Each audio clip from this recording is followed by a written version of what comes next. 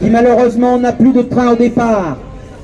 Merci d'être là devant cette gare qui n'a plus de train qui arrive alors que les commerçants sont à la dérive. Merci d'être là parce que cette gare, c'est comme notre carte vitale, c'est notre gare vitale. Nous devons absolument la défendre. Ralentir ou mourir, mieux vaut choisir. Je crois qu'aujourd'hui, il est grand temps de ralentir. Il faut absolument que nous remettions en avant nos besoins vitaux. Pour ceux, au contraire, qui ne le veulent pas, le temps, c'est de l'urgent. Pour nous, le bon temps, c'est le vivant. Mais c'est aussi l'eau. Parce que, évidemment, cette gare qui, aujourd'hui, existe, est concurrencée, ou sera concurrencée, ou serait plutôt concurrencée par un autre projet. Et cet autre projet n'est absolument pas écologique.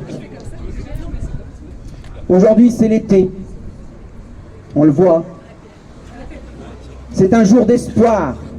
Ce n'est pas un jour de gloire. Et c'est vraiment un jour d'espoir. Parce que nous devons remettre de l'humain et du soin dans nos vies, avec plus de liens citoyens. De plus en plus, nous avons besoin de ces liens. Et ces liens, c'est aussi cette gare. Car cette gare, en même temps que nous, ici à Modane, nous manifestons, nous nous rassemblons pour essayer de la sauver. Parce que ce sera peut-être ça qu'il faudra faire bientôt. En même temps que nous sommes ici, à Bardonecchia, des Italiens se battent eux aussi pour leur gare, pour leur ligne existante. Car cette ligne existante, c'est notre ligne de vie entre Français et Italiens. Plus que jamais, nous avons besoin de liens entre nos pays. Les frontières n'existent plus, il n'est pas urgent de les remettre comme certains l'espèrent. Donc nous voulons absolument aujourd'hui qu'il y ait plus d'investissement sur cette ligne, qu'il y ait plus d'investissement pour les services publics, qu'il y ait plus d'argent et plus d'agents, car ce n'est pas seulement l'argent qui permettra à cette gare, à cette ligne existante de survivre, c'est aussi plus d'agents de la SNCF, plus d'agents des deux côtés, français et italiens, car il est urgent non seulement de sauver cette gare, mais je crois qu'il y a une urgence climatique au-dessus de nos têtes. On s'en rend compte. Alors pourquoi est-ce qu'aujourd'hui on ne défend pas cette ligne existante?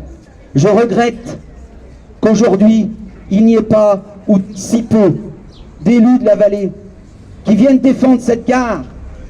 Je regrette qu'il y ait si peu, ou pas, de commerçants, comme je le disais tout à l'heure, qui sont à la dérive pour certains. Comment ça se fait qu'ils ne viennent pas défendre cette gare avec nous?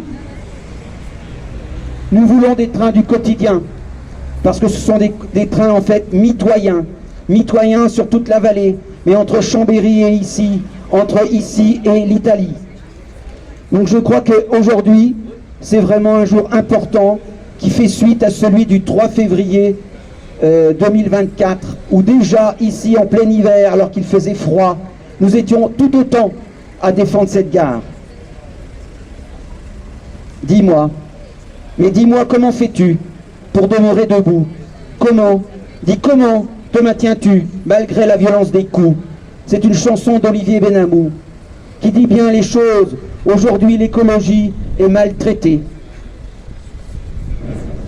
Je suis désolé de le dire encore une fois, mais on n'est peut-être pas encore assez nombreux, mais c'est déjà pas mal.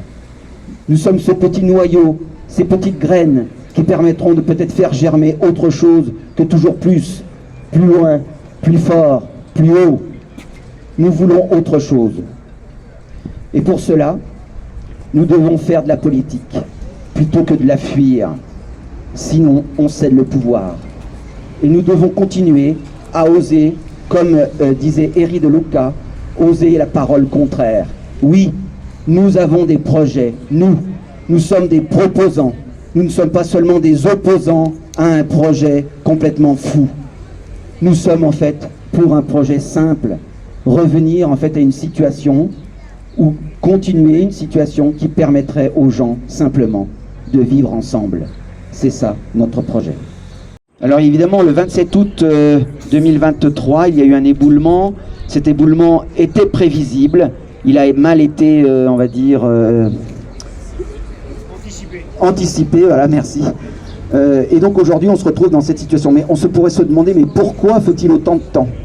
Pourquoi moi la question que je me pose c'est, si c'était l'autoroute qui avait été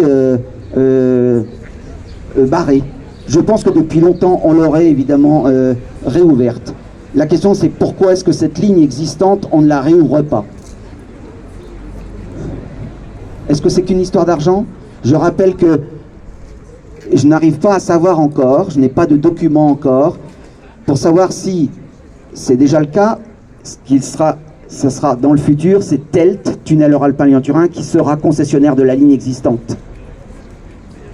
En même temps que peut-être, si jamais, par malheur, le tunnel de base avait lieu, donc ils auraient et le tunnel de base et la ligne existante, vous comprenez bien que très vite, avec les déficits colossaux que le tunnel de base va entraîner, ils vont abandonner la ligne existante. Et donc la gare de Modane, la gare de Saint-Michel, la gare de Bardonnecchia seraient fermées.